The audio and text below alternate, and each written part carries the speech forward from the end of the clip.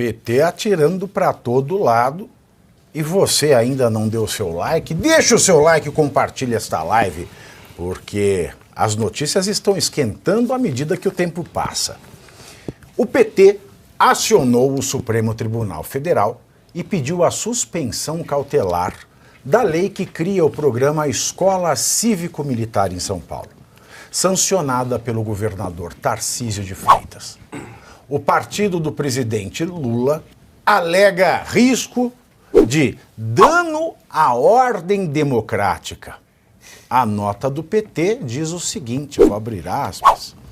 Para o PT, os danos financeiros serão... Ah, não, mentira. Dano financeiro grave para a escola.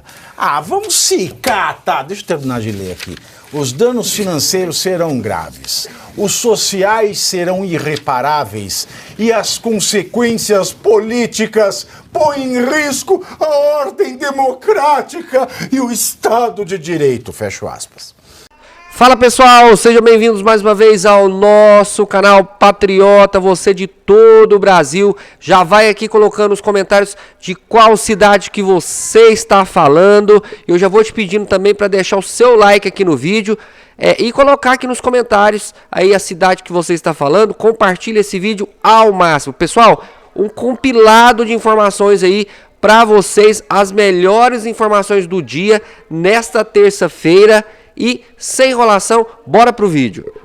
Segundo o governo de São Paulo, o plano é implantar 100 escolas cívico-militares no estado já em 2025.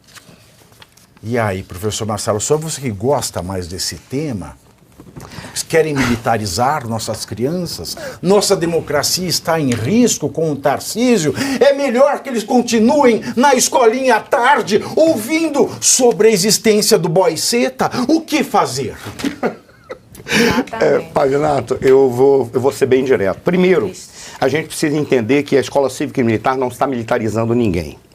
As escolas que têm o termo militar, você tem o colégio militar, inclusive alemão, acho que está autorizado. Alemão, se você puder, põe um link. O colégio militar são escolas que foram criadas para os filhos dos militares. Sobravam algumas vagas, havia concurso. Por quê? Porque os militares ficavam rodando o Brasil inteiro. São os colégios militares, são vários colégios militares que tem no Brasil. E o link é que o Colégio Militar de Manaus está concorrendo, já está indo para a final, a melhor escola do mundo. Ah, mas eles são fascistas! Tá? Começa por aí. Olha que coisa curiosa. Tem os colégios militares. Você tem as escolas militares. As escolas militares são aquelas que você entra para entrar nas Forças Armadas. Você entra ali e faz parte das Forças Armadas. São as SpaceX, EPICAR, Colégio Naval, tem as escolas de sargentos, são várias escolas militares. E tem a Academia Militar, é aquela que é para formar oficial. O que é a escola cívico-militar? São escolas públicas que passam por uma adequação de ser administrada coletivamente com militares da Polícia Militar ou do Exército, em especial das polícias militares. Mas não precisa, porque as nossas escolas são seguras. Exato. Ninguém fuma maconha na escola brasileira. Ninguém é atacado na escola brasileira. O professor é respeitado. Pra que isso? Ora. Essa é a jogada. Porque são escolas em ambientes de vulnerabilidade onde precisa ter um mínimo de segurança. E colocam-se os militares, em especial os policiais militares, para administrar e criam um ritmo em que você tem um mínimo de respeito pela coisa pública e a dedicação para que as crianças possam estudar. Não muda aquilo que é o currículo básico, não muda. Criam-se outras alternativas de disciplinas. Disciplinas que você tem aquilo que é estudo de artes, você tem estudo de questões brasileiras, você tem o estudo de uma série de atividades técnicas que acrescentam. E é isso que está angustiando o pessoal da esquerda. Toda vez que você coloca uma escola cívico-militar numa escola pública, o narcotráfico não tem mais acesso e eles passam a ter disciplina, passam a estudar. Não existe tal coisa no Brasil, me diz. Não tem narcotráfico no Brasil.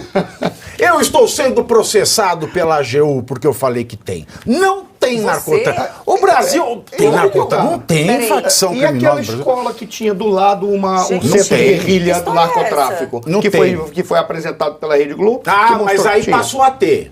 Quando a Rede Globo mostra, tem. Quando a gente fala, não tem. Agora, ô Júlia, é o seguinte... Não pode ter escola cívico-militar. Onde é que já se viu? Vão aprender a ler e a escrever agora? Vão aprender a fazer conta? Para onde é que vai parar a nossa democracia? Com gente sabendo ler, com gente sabendo fazer conta e sem saber o que é boicetismo.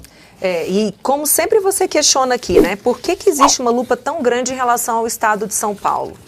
Porque no Distrito Federal, escola cívico-militar existe desde 2019. Foi uma das primeiras medidas tomadas pelo governador Ibanez. Inicialmente eram em 4 escolas, hoje ele já expandiu sempre com uma votação. A comunidade decide se quer a expansão dessas escolas, se ela quer a implementação desse modelo nas escolas. E em apenas um caso, Pavivi, que foi numa escola da Asa Norte, a comunidade disse que não queria. Em todos os outros foi para mais de 90%. Pais votando sim, alunos votando sim. E agora, muitos professores que inicialmente eram contrários à medida passaram a apoiar a medida. Por quê? Porque o militar, ele não entra na sala de aula para dar o conteúdo. O militar, ele está ali para cuidar da disciplina. Então, quando o professor entra para dar o conteúdo, a sala está pacificada. Isso é o mínimo que qualquer professor deve querer. Uma sala em que ele não seja xingado, que ele não seja atacado. A POESP, minha filha, a POESP é uma coisa séria no Brasil. Então esse modelo não é novo, não é uma invenção do governador Tarcísio, já existe no Distrito Federal e com excelentes indicadores. E eu digo para vocês, os pais dormem na fila para conseguir matricularem seus filhos nessa escola. E a reverberação do modelo não é apenas dentro, é fora também. As escolas que antes eram o muro pichado, não tem mais o muro pichado. O tráfico que acontece ali nas redondezas também praticamente acaba. Então todo mundo só ganha. Não Agora vai ter mais óbvio a tia que dá balinha com cocaína? Que nós... eu nunca encontrei esta senhora, aliás. Eu quero saber onde ela é. É claro que a gente está falando de uma guerra cultural, né? E a esquerda sabe jogar muito bem a guerra cultural. Então, colocar um modelo diferente de organização da escola vai totalmente contra a hegemonia que a esquerda sempre conseguiu implementar na educação brasileira. Então, ela sabe muito bem o risco que está correndo. Então, o governador Tarcísio, como é possivelmente um pré-candidato à presidência da República, talvez venha a ser a pessoa, né, escolhida pela direita, caso o presidente Bolsonaro não seja elegível novamente. Então ele já está sendo atacado desde agora. É normal, é do jogo. Vão querer desgastar o governo dele de todas as formas, mas a comunidade quer e apoia, né? Mas o povo não sabe o que quer. Desculpa. Mas não, o povo está muito fascistizado. Esse é o ponto, porque você vê, tudo que é liberdade de escolhas, eles chamam de não democrático, né? Ou acabar com a democracia. Por quê? Sim. Porque eles sabem que as pessoas, quando têm liberdade de escolha e têm acesso à informação, não escolhem o que eles pregam. Exato. E aí eles precisam impor. Perfeito. Quando é alguma coisa, uma troca voluntária, nós estarmos aqui voluntariamente, eu estou aqui voluntariamente, você olha e fala, por que você veio? Porque tem uma troca em que cada um considera que vai ter ali uma vantagem de estar aqui, ou vai crescer de alguma maneira, seja intelectualmente ou como quer que seja. Essa troca, quando você precisa obrigar o outro, ela deixa de ter um interesse de um lado, ela passa a ter do outro. Isso. Então o próprio Lula veio a público e falou há pouco tempo que quem estuda mais não vota no PT. Ele sabe muito bem disso. Então, nós temos hoje 30% de brasileiros, segundo o IBGE, eu fiz um vídeo há pouco tempo, então eu estou com esse número claro na cabeça, que são analfabetos funcionais. Analfabetos funcionais. 29,8% para ser exato. Eu jogo para 70%. 30%. Bom, segundo o IBGE, eu estou usando o dado do IBGE. O IBGE é do chapéu de alumínio? Esse mesmo. Mas tudo bem. Mas mesmo que seja 30%. Nós estamos falando de... quase 1/3 da população brasileira de analfabeto funcional que não sabe interpretar um texto básico são fáceis de serem manipulados. Nossa. Então, quando ele vê numa escola militar que aqueles usuários da escola querem, assim como ele tentou implementar um novo sistema de trabalho aos motoristas de aplicativo que não queriam mais aquela regra que ele estava implantando. E aí eles falam, não, é que esse cara não entendeu bem, é claro que eu estou aqui para eles. Da escola, a mesma coisa. Então, quando ele percebe que a educação, se fosse crescendo, né, melhorando, família, entidades de bairro, qualquer coisa que seja que junte as pessoas em ideias, são ameaças à ideia da esquerda. Mas a família é um núcleo muito fascista. Para ele, sim. Não é, Vitor? Para ele, sim. É muito fascista. Olha, sabe qual é o grande problema? Que a esquerda ela não quer que tenham as atividades extracurriculares numa escola cívico-militar, porque vai seguir o mesmo padrão que você encontra nas escolas militares. O que você tem nas atividades extracurriculares? formação técnica, clube de rádio amador, clube de teatro, clube de música, música clássica, todas aquelas Vai ter teatro? Sim, havia nas escolas militares. Você se lembra quando eu falei da Lei Rouanet ali? Eu não consegui desenvolver no momento o raciocínio. Não vai falar de Lei Rouanet. Mas calma, só para dizer assim, que eu disse ela tinha que entrar naquilo que é básico, e o básico poderia estar nas escolas. As escolas militares têm esse básico, porque elas estimulam que se desenvolva o talento artístico, desde dança, qualquer dança que seja, música. E isso é o que faz nessas atividades escolas. Por isso que eles não querem. Opa, Vi, rapidinho. A banda, Não né? tem rapidinho. Eu quero que vocês comecem a se interromper. Tá muito educado isso aqui. Homens Mas do... não pode ficar Homens e... ofendido. Gente do Oeste... Então não pode se ofender. Pode parar, hein? Então, Peraí, eu estou dando uma beleza. orientação aqui. Pra além Tá? Homens do Oeste sacam a pistola e... Perfeito. Toma um shot e vai. Exatamente. Bora. Depois falar. Para além da questão educacional, o Pavi, que a Júlia, o professor e o Bruno falaram muito bem, queria chamar a atenção aqui para o aspecto institucional. Há um desequilíbrio entre os poderes no Brasil. Hoje você tem o judiciário como uma espécie de poder moderador sobre os outros dois. Nesse caso ainda não saiu a decisão, a gente não sabe qual vai ser a resposta do Supremo Tribunal Federal, mas você teve o PT acionando a Justiça para derrubar uma lei que foi colocada em vigor depois de ser enviada pelo Executivo, foi uma medida administrativa que partiu do governador Tarcísio, foi aprovada pela Assembleia Legislativa de São Paulo, ou seja, todo o rito democrático foi seguido. Aliás, a única coisa que teve de antidemocrático nesse processo foi a invasão de ativistas que fizeram quebra-quebra na Assembleia Legislativa de São Paulo, mas que não foram presos, levados... Né? Eles tinham sanguinho falso. Isso, essa turma. A Bioesp é um problema. Mas do lado de lá pode. Então, do lado de lá pode, aí Lá é democrático, ninguém lá é foi preso manifestação por 17 democrática, anos, né? levou pena de 17 anos de prisão, ninguém foi chamado de golpista na televisão, não, foram tratados como estudantes ou manifestantes.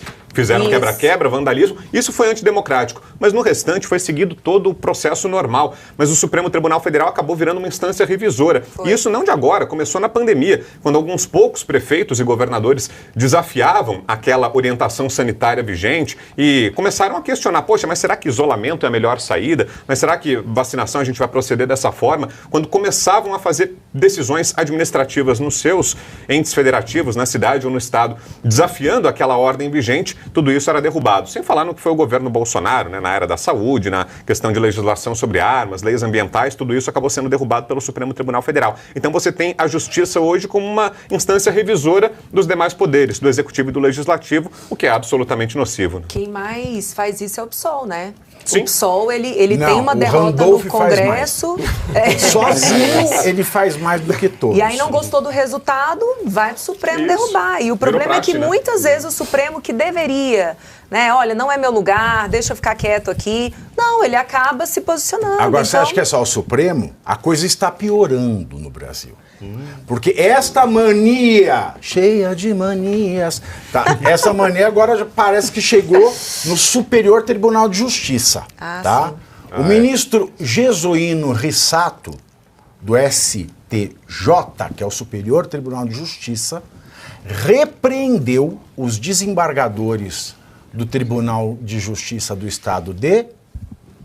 Adivinha? São Paulo. São Paulo, por conta de uma decisão criminal recente. Ao cassar, ou seja, derrubar um acórdão, uma decisão da seção de direito criminal, o ministro disse que os magistrados paulistas não observam a jurisprudência da corte, que é mais branda com os réus. Abro aspas. É flagrante o desrespeito pelo tribunal de origem da jurisprudência desta Corte Superior. Fecho aspas. O precedente mencionado na decisão trata das hipóteses de redução de pena por tráfico de drogas. Então, o Tribunal de Justiça de São Paulo está prendendo por tráfico de drogas. O STJ falou, não, estão muito pesadas essas presas. Agora, eu não vi ninguém do STJ mandar cartinha para Alexandre falar que 17 anos por crime sem individuação de conduta é demais. Olha a moda. Olha a moda pegando aí. Na realidade, a gente já tem algumas pesquisas no meio jurídico que mostram que é bem o contrário. Existe uma tendência do magistrado ele impor uma pena a menor possível, dentro da gradação que ele poderia escolher.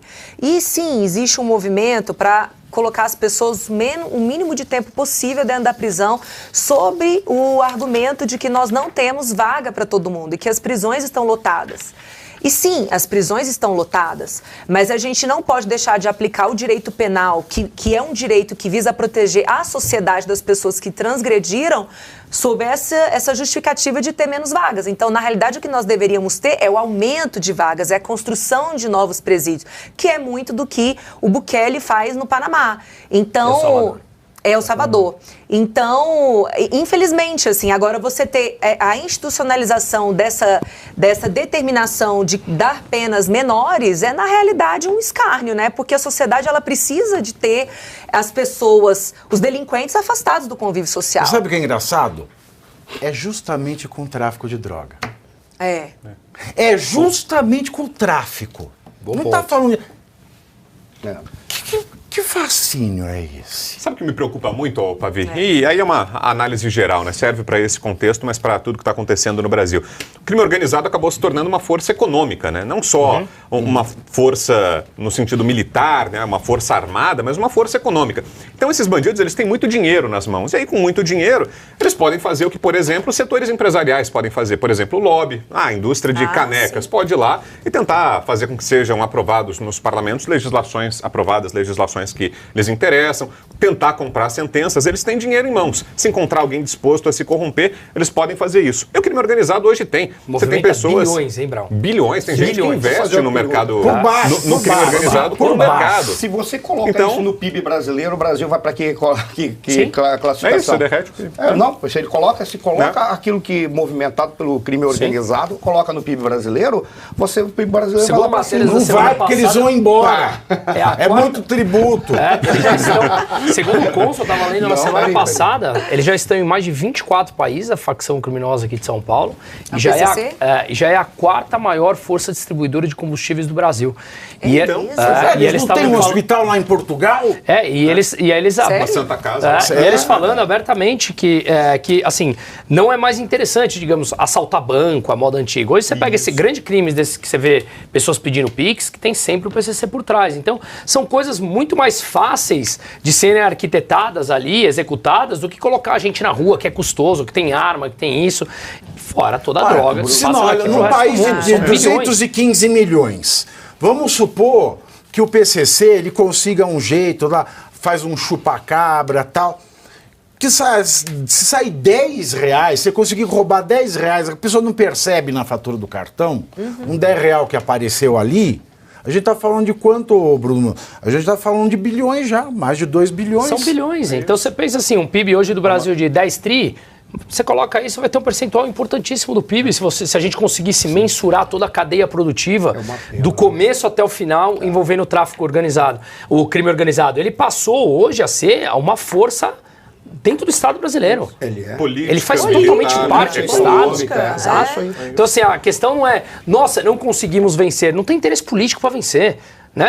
Hoje, o Rio de Janeiro, por exemplo, falam abertamente que a Alerj é tomado por vários do crime organizado. Então, com todo respeito, se você olhar, o serviço de inteligência já tem mapeado o que está acontecendo, quem faz, o que faz, como faz. Por que eles não atuam? Porque não existe, precisa ter uma decisão política. E a decisão política colocaria em confronto uma ordem que está estabelecida. Qual é o grande problema do crime organizado? Envolvidos, né, eles são muito inteligentes. Isso é claro. Eles são muito inteligentes, eles conseguiram trabalhar da perspectiva de uma empresa. Essa que foi a jogada. E eles conseguiram matar uma charada que foi no momento em que os políticos da esquerda foram presos juntos com os criminosos comuns. Isso lá no período da década de 60 e 70. Eles foram presos juntos. O que foi que os políticos da esquerda fizeram?